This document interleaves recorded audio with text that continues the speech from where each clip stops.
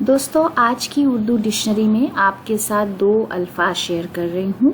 پہلا ہے سامعین اور دوسرا ہے ناظرین.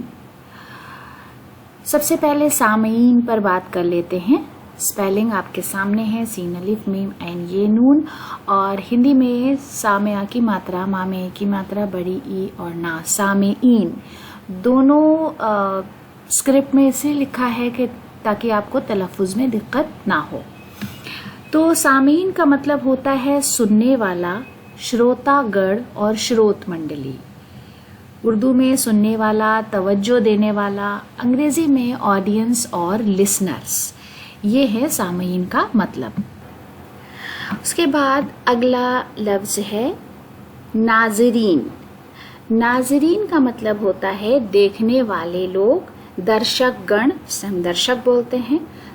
اردو میں دیکھنے والے یا تماشائی، انگریزی میں بی ہولڈرز اور اسپیکٹیٹرز. ناظرین اور سامعین یہ 2 الفاظ ہیں جو خوب استعمال ہوتے ہیں.